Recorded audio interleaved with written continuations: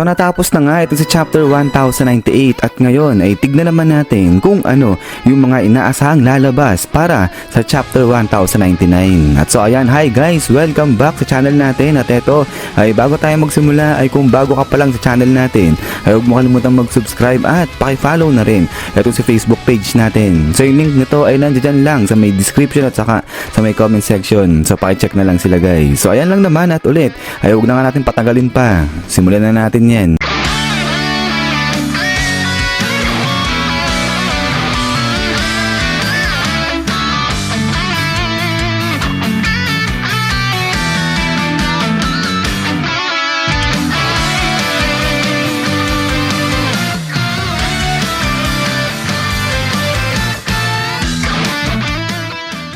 So nung sa nakaraan ay dito nga natapos yan sa paghingi ng tulong ng matatanda kay Kuma dahil nagbalik si Haring Bakery dito sa may Sorbet Kingdom at nagsimula na naman siyang guluhin at sirain itong kingdom na to. At so kaya naman inaasahan sa darating na chapter 1099 ay etong si Kuma ay hindi niya matitiis etong citizen ng Sorbet Kingdom, kaya naman tutulungan niya etong mga to at lalabanan ay ang si Haring Bakery. At this time ay etong si Kuma naman yung magpapalaya sa kingdom na yan. At dito rin ay pinaniniwalaan na baka eto yung naging time na kung saan etong si Kuma na nga yung inappoint bilang bagong hari dyan sa may Sorbet Kingdom. But anyways, ay pagkatapos nga napalayain ni Kuma etong Sorbet Kingdom dyan sa kamay ni Haring Bakery ay inaasahan na dito na magsisimula na maglayag o maglakbay etong si Kuma para hanapin yung Luna sa sakit nga neto ni Bonnie. So marami nagsasabi na si Kuma isasama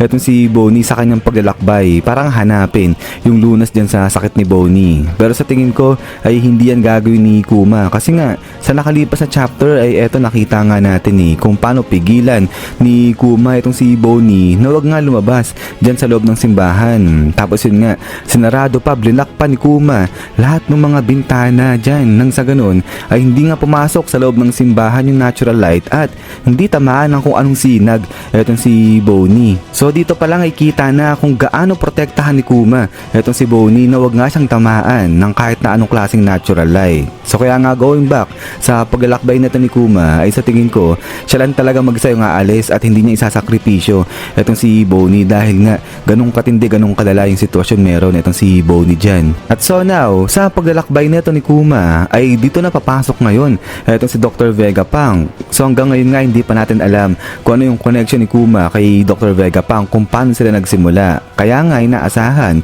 sa darating na chapter 1099 ay dito ipakita na ni Oda kung paano nagkatagpo etong si Kuma at saka nga si Dr. Vegapunk. So ang possible na pwedeng nangyari dyan, since na alam ni Kuma na etong si Dr. Vegapunk ay talagang matalino, genius, kaya inaasahan niya na baka may alam etong si Dr. Vegapunk patungkol nga sa Sapphire Scale at baka alam niya rin yung lunas patungkol dun. At possible din yan na sa time na to, dito na sinabi ni Kuma kay Dr. Vegapunk yung patungkol kay Bonnie na meron nga siyang sakit na Sapphire Scale at hindi na magtatagal yung buhay ni Bonnie, hindi na siya aabot ng 10 years old. So kaya siguro alam ni Dr. Vegapunk yung patungkol dito kay Bonnie at alam niya rin na bata lang etong si Bonnie. So kaya nga ang possible niyan, baka etong si Dr. Vegapunk yung nagsuggest kay Kuma na hanapin at ipakain etong Toshitoshi-no-ming devil fruit kay Bonnie. Since na etong devil fruit na nga na to kapag nakain mo yan ay magkakaroon ka ng ability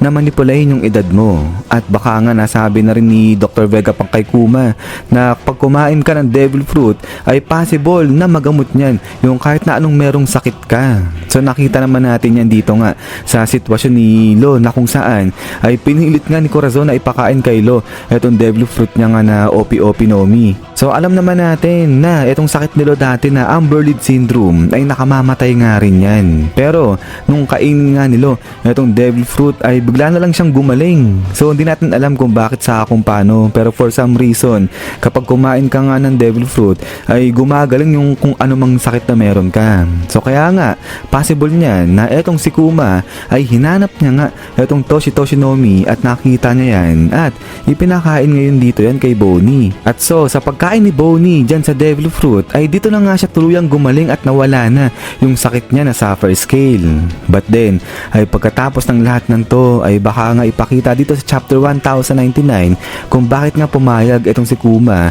na magpa-experiment dyan kay Dr. Vegapunk, at pati na rin kung bakit siya pumayag na magpa-under o magpagamit sa world government. At inaasahan nga rin dito kung paano nga nagsimula itong si Dr. Vegapunk sa paggawa naman ng mga pasifista. So galing nga yan dito kay Kuma. So dito kasi nung makita ni Kuma si Dr. Vegapunk ay currently nasa world government na nagtatrabaho itong si Dr. Vegapunk. At itong si Kuma, since na nag-quit na nga siya sa Revolutionary Army, kaya pumayag na siya na magpa-under dyan kay Dr. Vegapunk. So not necessarily talaga sa world government kay Dr. Vegapunk lang. Parang ano lang yan, bayad ni Kuma bilang utang na loob kasi nga si Dr. Vegapunk yung tumulong sa kanya para gamutin yung sakit ni Bonnie. At so now, in connection dito sa eksena na to, ay di ba sinabi nga ni Akainu dito kay Bonnie na si Kuma, volunteer nga yan, nagkusang loob yan na magpa-experiment kay Dr. Vegapunk, pero hindi niya sinabi nga kung ano yung rason ni Kuma kung bakit siya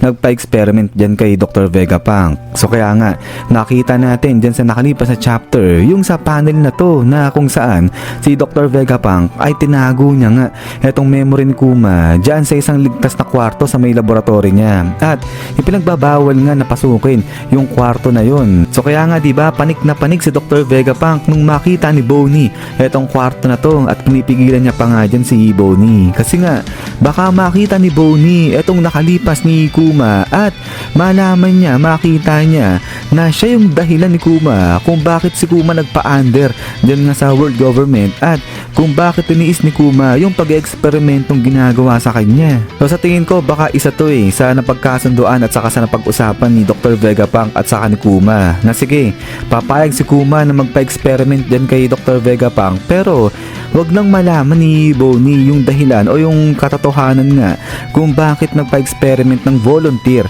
etong si Kuma dyan kay Dr. Vegapunk. At eto yung pagtatago ni Dr. Vegapunk dyan nga sa memory ni Kuma. Sa tingin ko baka kusang loob na lang yan ni Dr. Vegapunk na sige, i-preserve niya etong memory ni Kuma. So hindi lang para reference niya sa mga future research niya, kung hindi dahil alam na nga rin ni Dr. Vegapunk kung ano yung hirap na pinagdaanan nito ni Kuma. So kaya parang ano lang ba yan, pagbibigay ng honor ni Dr. Vegapunk dyan kay Kuma, kaya ayaw niyang mawala ng tuluyan itong alaala o memories ba ni Kuma.